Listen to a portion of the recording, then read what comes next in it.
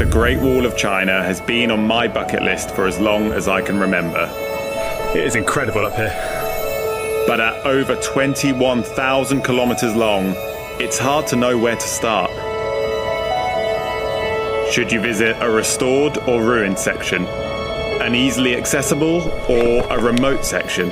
Full-on forest on top of the Great Wall of China. We travelled out to 3 very different sections of the wall with 3 very different vibes, all with their own unique strengths and obstacles, in search of the best way to experience this wonder of the world. Today we're heading to a section of the wall called Jinshanling, which is slightly further away than some of the more popular sections like Bardeling. It's also only half restored, so we should get that nice blend of kind of ruined sections of the wall and stuff that looks quite new. Just start to get our first glimpses of the wall now. The bus drops you off at sort of a service station, and then from there there's supposed to be a free shuttle bus, but it wasn't there when we arrived, so we just got a taxi. We paid 40 yuan each, which is way too much, but we're a little bit short on time today, so it had to do.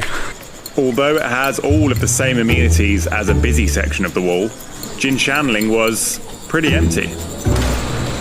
Being that slightly further away from the city can make a huge difference. It's cozy. As we started climbing up in the cable car, I started to feel pretty excited.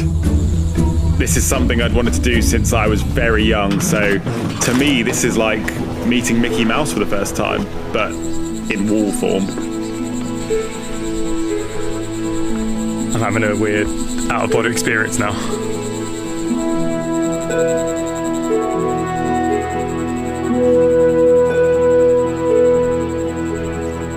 We're at the Great Wall.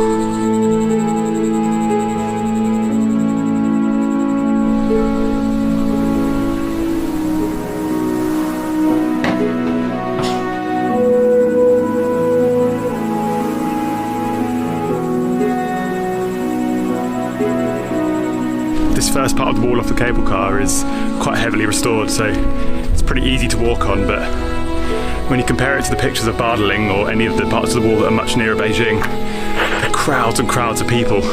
You can barely get anywhere, and then you come here and there's only a handful.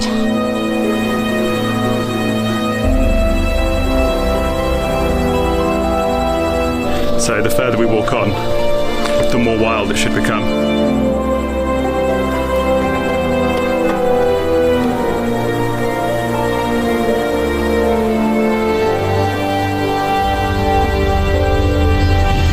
Jinshanling is also great for some longer hiking.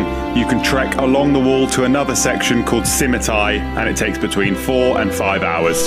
Just goes on and on and on and on.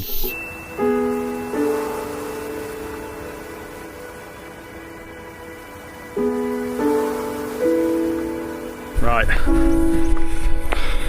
up we go. It's made it to the first watchtower, and the view's already amazing.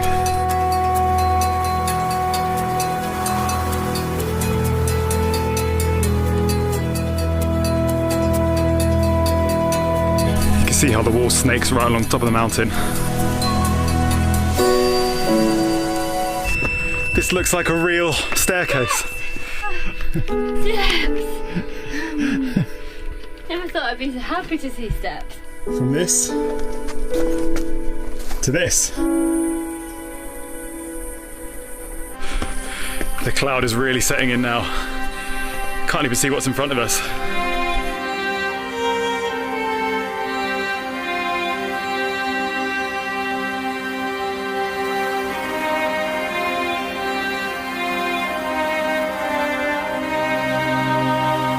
This is why they call it the Hunchback Curve, because of the way this part of the wall just twists around the top of the mountain, almost like doubles back on itself.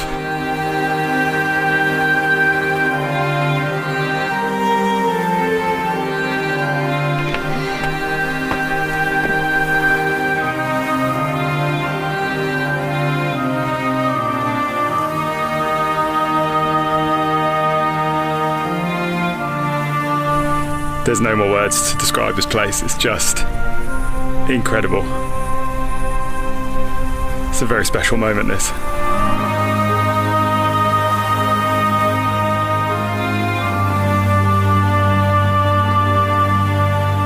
Could be like Michael Jackson here. Wait. Right, ready? Yeah.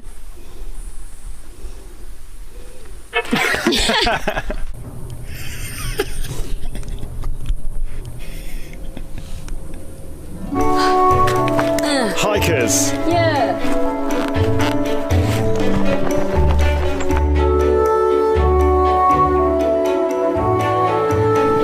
It'd be nice to stay and watch some more of the sunset, but we've still got a 40-minute at least walk back to the farm.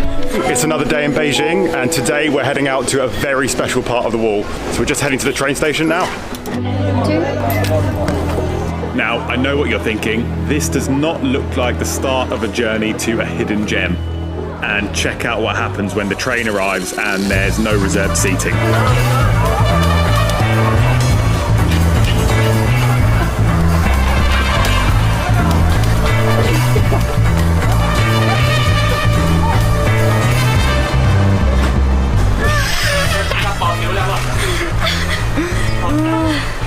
That was insane.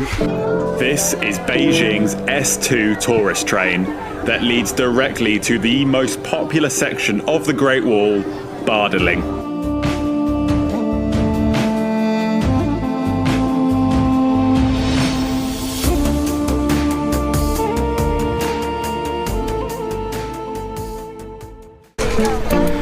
It doesn't have to be like this.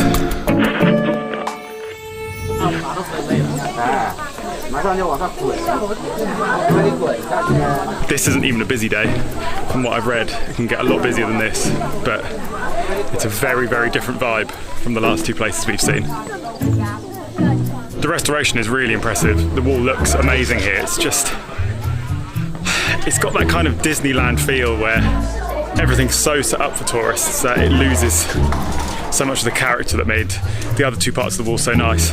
You know, there's two cable cars, there's a toboggan down, there's way more people than we've had in the last couple of days, so it's just different. My advice would be to avoid Bardeling and Mutianyu completely. If you want that perfect balance of easy access, convenience, and a complete lack of people, Jinshanling is great. I never thought I'd be saying this, but I'm about to slide off the Great Wall of China.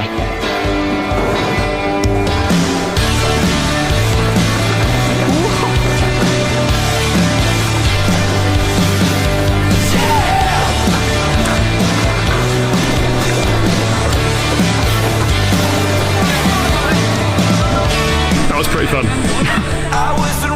Why is that at the Great Wall?